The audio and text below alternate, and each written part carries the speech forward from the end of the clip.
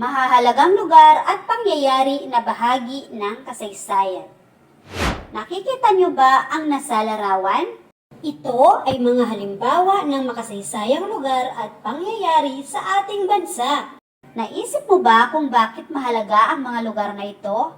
Ano kaya ang mga pangyayari na ganap dito noong unang panahon? Isipin mo, ang bawat lugar ay may kwento. May mga pangyayari na ganap dito na may kinalaman sa kabayanihan, pakikibaka at pag-unlad ng ating bansa. Ang mga ito ang tinatawag nating mahalagang lugar at pangyayari sa kasaysayan.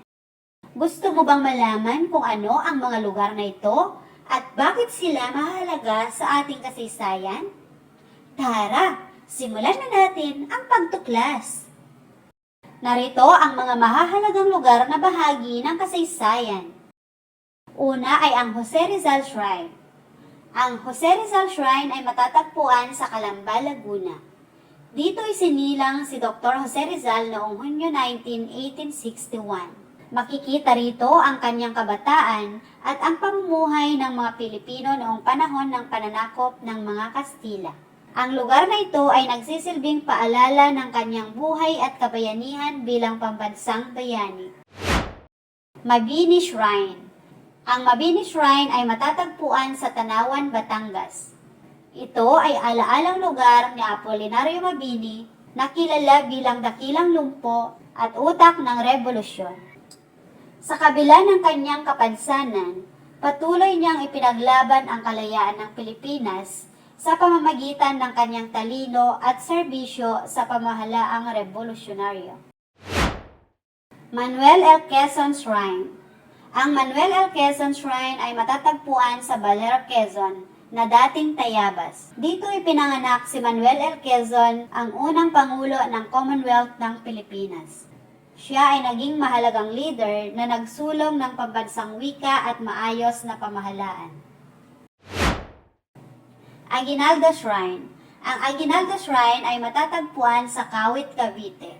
Dito ay pinahayag ni Emilio Aguinaldo ang kalayaan ng Pilipinas mula sa Espanya noong Hunyo 12, 1898. Siya ang unang Pangulo ng unang Republika ng Pilipinas at isa sa mga pangunahing leader ng revolusyon.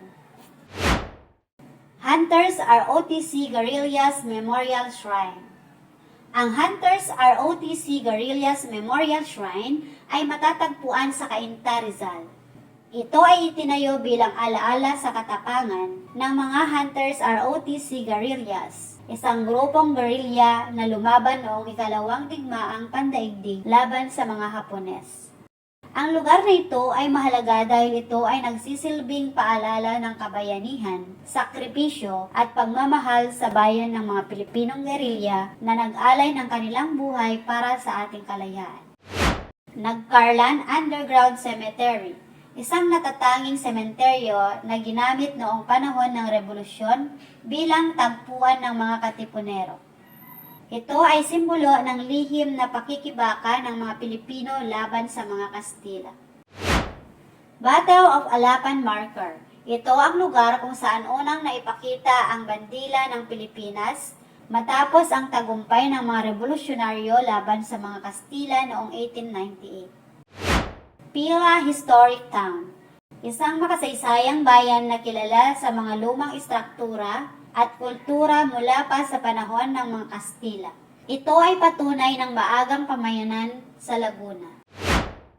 Narito naman ang mga mahahalagang pangyayari na bahagi ng kasaysayan. Pagpapahayag ng kalayaan ng Pilipinas. Sa Aguinaldo Shrine sa Kawit, Cavite noong Hunyo 12, 1898, idineklara ni Emilio Aguinaldo ang kalayaan ng Pilipinas mula sa Espanya. Ito ay isa sa pinakamahalagang pangyayari sa kasaysayan ng bansa. Pagbuo ng revolusyonaryong pamahalaan sa mga lalawigan ng Cavite, Batangas, Laguna, Rizal at Quezon, maraming Pilipino ang sumali sa revolusyon laban sa mga Kastila.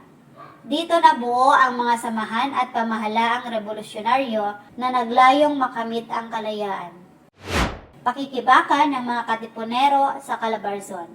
Maraming lugar sa rehiyon ang naging sentro ng pakikibaka ng Katipunan. Ang mga Pilipino dito ay nag-alsa laban sa pang-aabuso ng mga Kastila at ipinaglaban ang karapatan ng mga mamamayan. Labanan sa Rebolusyong Pilipino-Amerikano. Matapos ang pananakop ng Espanya, naging bahagi rin ang Calabarzon sa pakikibaka laban sa mga Amerikano. Ang mga general tulad ni Miguel Malvar ay nagpatuloy sa paglaban para sa kalayaan ng bansa.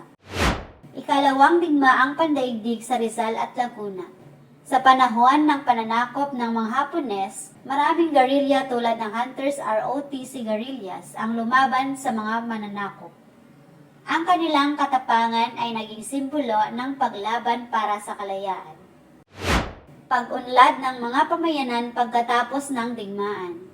Pagkatapos ng digmaan, unti-unting umunlad ang mga lalawigan ng Calabarzon. Naitayo ang mga paaralan, kalsada at kabahayan na nagpunlad sa ekonomiya at pamumuhay ng mga tao. Lagi nating tandaan, ang mga lugar at pangyayaring ito sa Calabarzon ay mahalaga sa kasaysayan dahil dito naganap ang mahalagang laban, kabayanihan at pag-unlad ng bansa. Ipinapakita nito ang matibay na diwa ng mga Pilipino sa pakikibaka para sa kalayaan at mas magandang kinabukasan. Ngayon, subukan naman natin gawin ang mga sumusunod na gawain.